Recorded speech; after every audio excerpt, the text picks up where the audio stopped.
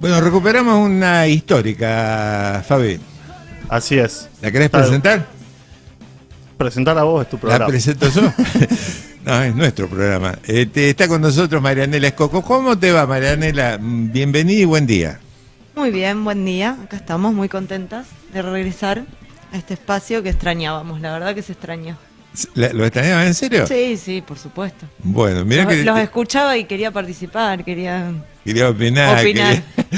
Quería, acordar o qué sé yo, o repudiar algo de lo que dijimos, ¿no? También, sí. También, efectivamente, especialmente si hablamos de Ñul. Y de fútbol, claro. Y de fútbol. ¿Cómo la viste a la selección? Un poquito mejor, pero bueno, se hace lo que se puede dentro de un contexto, como decían antes, me parece a mí que excede al fútbol, al equipo, y excede también a la AFA, y tiene más que ver con lo que nos pasa como país. Pensaba antes cuando te escuchaba en lo que dijo el Tata, ¿no? Que bueno, esto refleja lo que somos los argentinos en parte, y bueno, en algún momento nos tendremos que hacer cargo y replantearnos algunas cosas, creo yo. En el fútbol también. Claro, y lo fundamental es que acá el grondonismo sigue reinando. Sí, y sin Grondona, que siempre eso es peor, porque Grondona mantenía algunas cosas, no lo estoy defendiendo ni mucho menos, al contrario, y nos ha dejado huecos muy grandes que, bueno, evidentemente no se saben llenar, y va a llevar un periodo, creo yo, largo, poder replantearse muchas cosas para volver a ser lo que creemos que somos. Con Grondona efectivamente esto no hubiera pasado. Digo, lo del técnico con los jugadores, lo de los jugadores imponiéndole condiciones al técnico, esto no hubiera pasado. Es probable que las imponía él, ¿no? Las condiciones. Efectivamente. Pero bueno, después todo lo demás tiene que ver, me parece a mí, con cuidar muy poco el respeto, el compañerismo y varias cuestiones que hacen no haber trabajado en una idea, en un proyecto, y eso se nota. Muy bien, muy precisa. Corazón y pases cortos. Bueno, ¿tenemos copete para recibir a Marianela? No. Bueno, muy bien.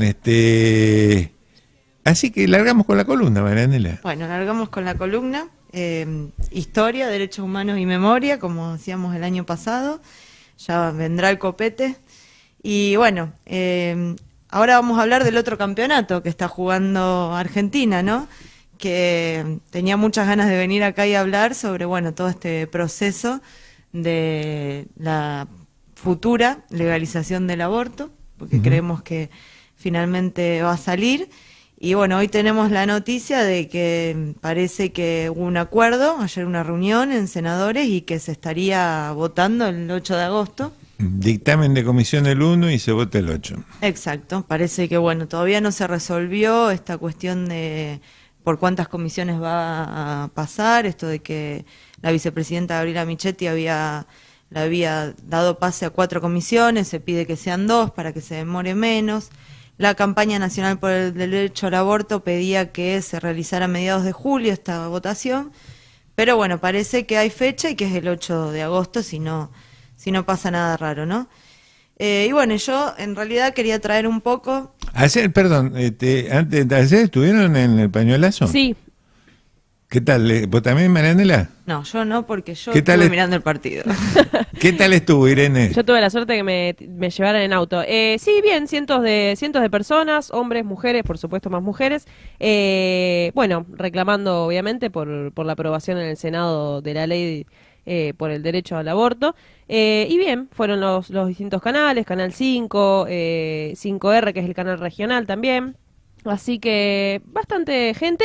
No quizás tanta gente pero por el era horario. casi la hora del Mundial. Así era de 5 a 6 en las escalinatas del Parque España, pero bueno, se logró casi llenar las escalinatas, así que ahí se hizo el pañuelazo federal. Y la foto es muy linda. Es muy linda, sí. Realmente muy, muy linda. Perdóname, Marianela. No, está bien, tiene que ver con el tema, ¿no? Aparte, bueno, también sale este pañuelazo dentro de todo lo de las actividades que se están haciendo, porque también la vicepresidenta dijo algo así como que en el interior estamos todos en contra del aborto, y bueno, con esta idea en todas las ciudades se replicó este pañuelazo que bueno, se viene haciendo desde hace mucho, ¿no? Y que también tiene que ver con esta idea de dilatar, de que el tratado en senadores se extienda.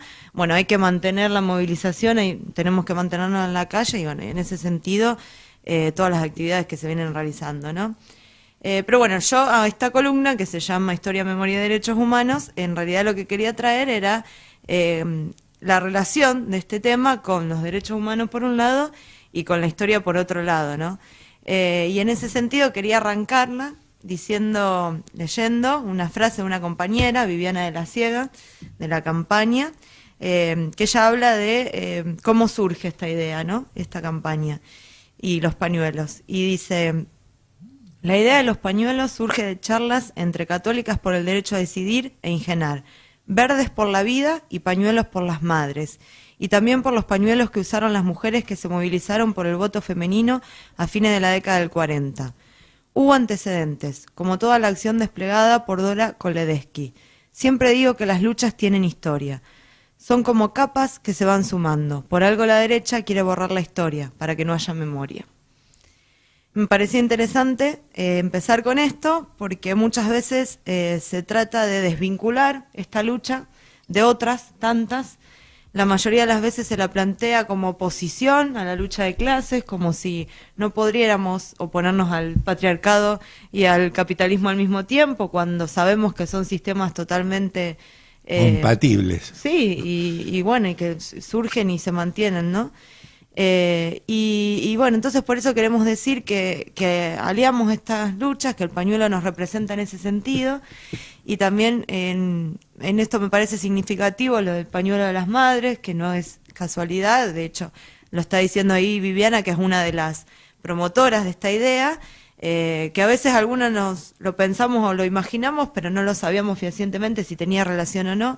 Bueno, sí la tiene, y creo que no es casualidad que las mujeres, estas mujeres como fueron las madres que nos enseñaron tanto, podamos replicar esa lucha con el pañuelo ahora verde por la legalización del aborto, ¿no?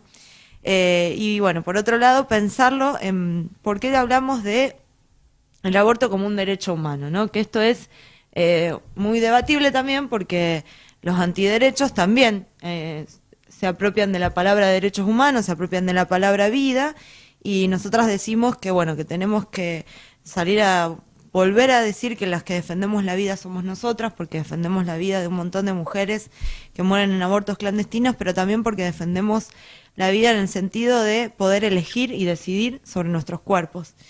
Y en ese sentido tenemos que pensar a los derechos reproductivos y sexuales como derechos humanos.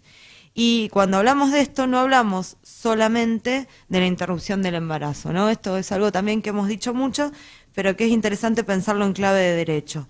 Hablamos del derecho a tener una información clara y precisa, del derecho a la educación sexual integral, del derecho también al acceso anticonceptivo seguro, y dentro de todos esos derechos que son inalienables a las personas, por eso son derechos humanos y a su vez interdependientes.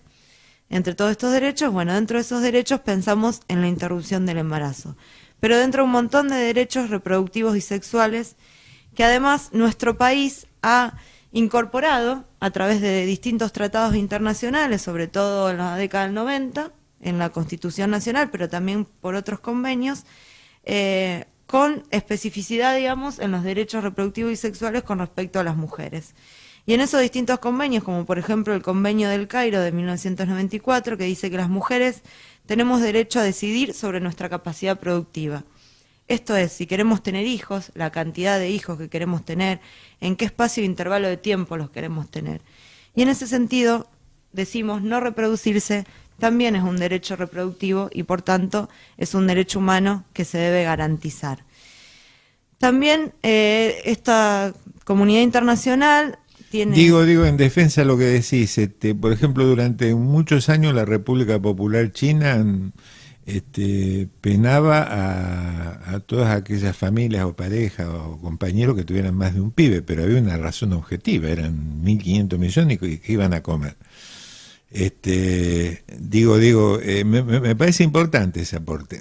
Sí, bueno, para hablar de eso también, no me quiero mucho, pero cuando hablamos de control de natalidad en distintos países y en distintos momentos, también se habla del aborto. Una de las exposiciones que escuchamos en el Congreso de la historiadora Dora Barrancos, ella hablaba del control de la natalidad en Argentina a principios del siglo XX, que hay toda una política de Estado de que las personas tuvieran menos hijos. Y ella dice, hace como la pregunta, ¿cómo creen que las mujeres controlaban su anticoncepción a principios del siglo XX? Claramente claro. No había anticoncepción, sino que se controlaba la natalidad con el aborto, ¿no? Y bueno, eso también es interesante para pensarlo, cómo van cambiando esos paradigmas a través de que van apareciendo otros métodos anticonceptivos, ¿no?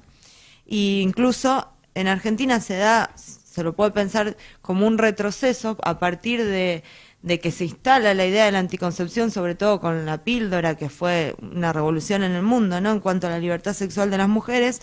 Pero cuando se instala la píldora como un método, como uno de los métodos más seguros de anticoncepción, se rechaza el aborto por decir que lo reemplaza, digamos, ¿no? Antes era como mucho más aceptado que si no había métodos anticonceptivos seguros se abortara. Ahora pareciera que todos tenemos garantizados ese acceso a la anticoncepción y por lo tanto abortar pasó a ser mucho más criminalizable, ¿no? Pero bueno, eso también es interesante para discutirlo. Claro.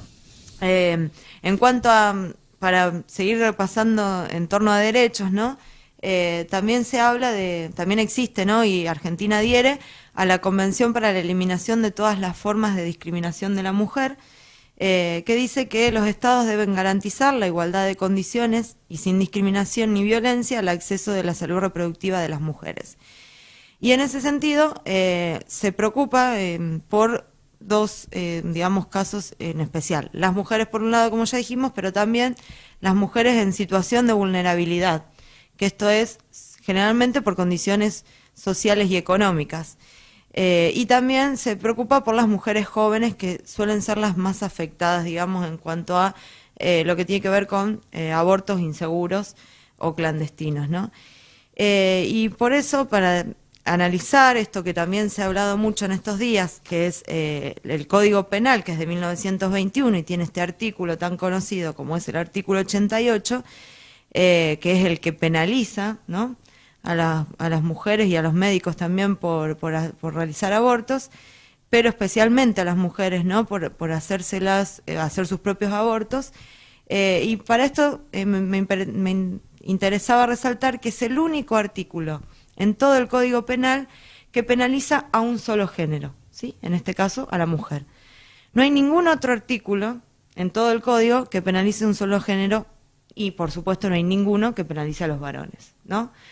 Entonces, ahí en ese artículo existe una doble discriminación. Por un lado, en base al género, penaliza a todas las mujeres, y por otro lado, especialmente a las que están en situación de vulnerabilidad, ¿sí? ¿Por qué decimos esto? Y porque sabemos que las leyes no siempre se aplican, que hay muchas cosas que están penalizadas en este país y no por eso vamos presos.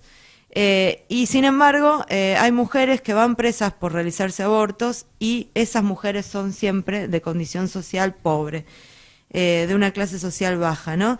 No hay ningún caso, y si alguien lo conoce estaría bueno que lo comparta, de una mujer que haya sido penalizada por realizarse un aborto en una clínica privada pagando determinadas cantidades de dinero, ¿no? Entonces, en este caso hay una doble discriminación. A todas las mujeres, pero especialmente a las mujeres pobres, porque las penalizadas son las que las realizan en su casa, en condiciones de clandestinidad, y terminan muchas veces recurriendo a la salud pública por distintos, digamos, problemas que tienen con respecto a esos abortos. En ese sentido queremos decir, sí, que eso ha cambiado, ¿no?, en los últimos tiempos, y queremos resaltar que en Rosario se garantiza la interrupción legal del embarazo, la ILE, en los hospitales públicos, eso lo celebramos, por supuesto, y quedó claro en el debate, pero bueno, también siguen sucediendo estas cuestiones y sobre todo en las zonas más alejadas de las grandes ciudades, ¿no? Decir también, por último, que este código que penaliza digamos, a las mujeres que abortamos, le da, digamos, carácter de vida al embrión o al feto solo cuando está dentro del seno materno. ¿Qué quiere decir esto? Que no hay ninguna penalización, por ejemplo, por destruir embriones crioconservados, como se ha hablado también mucho en estos días, que tienen que ver con, digamos, con las formas de fertilización, y eso no está penado. Entonces, el feto o el embrión fuera del seno materno, como dice el Código Penal, no es vida para el Código Penal. Entonces, lo que decimos es que en realidad lo que al Código Penal le importa no es la vida de este feto o embrión, sino que es generar un control específico sobre el cuerpo de las mujeres, ¿no? Y creo que ahí también es donde se refuerza la discriminación y se refuerzan los estereotipos de los destinos de la maternidad obligatoria que tenemos las mujeres en este país y en muchos otros, ¿no? Entonces me parece que es interesante analizarlo, digo otra vez esto, en clave de derechos, ¿no? De derechos humanos que el Estado tiene que garantizarnos y por tanto repetimos y sostenemos que, bueno, este aborto tiene que ser legal, seguro y gratuito para todas. Marianela, no sé si vos, Fabi, escuchaste también esa noticia sobre la interrupción de un aborto en un hospital que llevó a la muerte a una chica, ¿puede ser? Sí, en realidad lo que... Un aborto, en realidad, no la interrupción, un aborto clandestino. Sí, no se confirmó, no sé si Marianela tendrá más información sobre eso, pero se trata de Eliana Coppola, una joven de 22 años, que falleció el domingo a la madrugada por causa de una septicemia, una infección generalizada. Vivían en Palme Graneros, tenía 2 hijos, llegó ya con un cuadro bastante grave y falleció en el hospital. No sé si está confirmado, pero justamente lo que yo quería preguntarle a Marianela es si realmente, digamos, porque es cierto que en Rosario se aplica la interrupción legal del embarazo, pero si eso llega a todos, si hay una difusión de eso, si en todos los sectores tienen conocimientos de que se puede hacer, y si en realidad lo que dicen las estadísticas oficiales, que es lo que podemos pensar que pasa en un montón de casos, incluso en el tema del aborto y de las muertes por abortos a nivel nacional, quizás haya muchos casos más de los que no sabemos por las estadísticas oficiales. Y también hubo algunos casos, hace un tiempo se había encontrado un feto en un contenedor, otra vez uno en el río o en un arroyo, no me acuerdo bien en qué lugar, pero digo, si realmente no siguen sucediendo abortos en Rosario, abortos clandestinos, digo, y en condiciones que ponen en riesgo la vida de jóvenes. Bueno, como siempre decimos, digamos, como es clandestino, es muy difícil que tengamos una cifra de eso, digamos, es lo que pasa siempre con la clandestinidad. Entonces, a mí me parece que afirmar que no hay abortos clandestinos es mucho, ¿no? Lo que sí podemos afirmar es que no hay muertes, o por lo menos no llegaron al sistema de salud, porque ahí, digamos, las cifras se conocen cuando dejan de ser clandestinos y interviene algún sistema de salud, ya sea privado o público. Está. Lo que pasa que el gran cambio es cuando aparece esa figura de la libertad de conciencia del médico y aparece la posibilidad de realizarte en cualquier centro de salud un aborto, que a través de una pastilla. Eso se ve que debe haber modificado totalmente el mapa, ¿no? Sí, además lo que...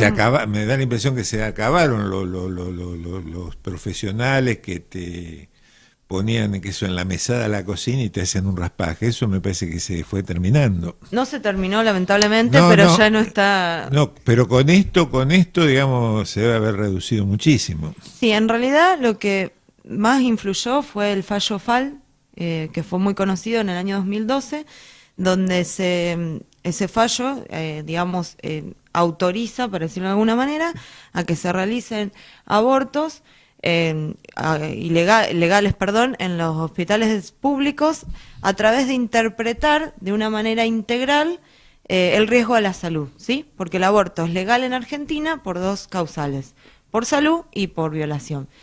El hecho de interpretar de manera integral a la salud tiene que ver con que no sea solo la integridad física, es decir, el riesgo de vida, sino que tiene que ver con una integridad social, económica incluso, porque muchas veces también se interpreta que no poder sostener a los hijos es una causal de salud. Y a partir de ese fallo es que la provincia de Santa Fe en particular y sobre todo la ciudad de Rosario empieza a promover en los hospitales, en los sectores de salud, digo, no solo hospitales, sino sobre todo, y se da mucho en los centros de salud que existen en esta ciudad, en los barrios, que se garantice ese derecho, ¿no? ¿Qué pasó? Que ahí respondo un poco a tu pregunta. A la par que se hacía esto, en realidad no se hizo una difusión generalizada. Entonces, no todos tenían acceso a esa información y no todos podían.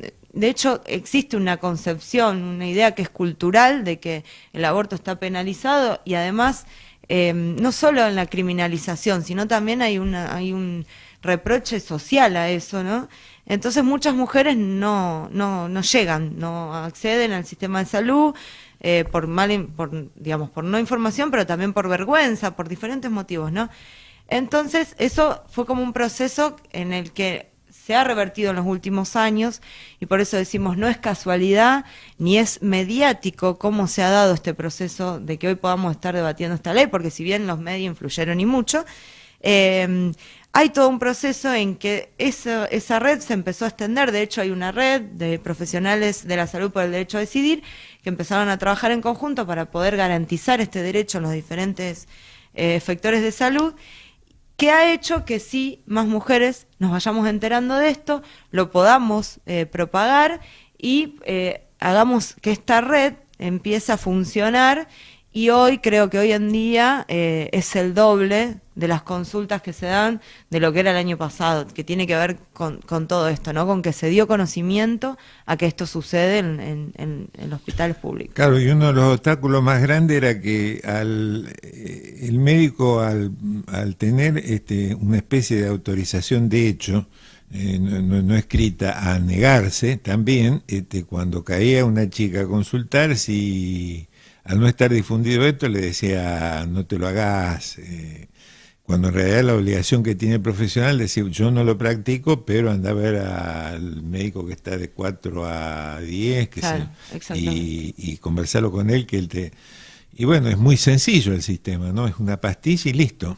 Sí, de todas formas, digo, hay otras técnicas también, porque hay una técnica manual que ahora no me sale la sigla que tiene, que se está aplicando ahora, que no es con la pastilla, digamos, tiene una internación, pero son solamente 8 horas, se realiza la técnica y no tiene, digamos, consecuencias, es para el primer trimestre, por supuesto, es para las primeras 12 semanas, pero digamos, pueden elegir las mujeres sobre cómo realizarlo, ¿no? De todas maneras, decir que esto, digamos, que haya médicos que se sigan negando va a seguir ocurriendo y que no den toda la información disponible también, por eso la lucha no se termina con la ley, si es que sale, esperemos que salga. Bueno, pero la ley va a obligar al médico a explicarle. Está contemplado en la ley la objeción de conciencia de que aquellos médicos que no lo quieran practicar se anoten para ya de antemano la mujer sepa qué médicos no lo practican y vayan el médico que sí lo practica. Claro. Exacto. Gracias, Marianela. La habitual columna, ahora sí ya lo podemos decir, de los días miércoles, El año pasado era martes. Miércoles de Marianela Escoco.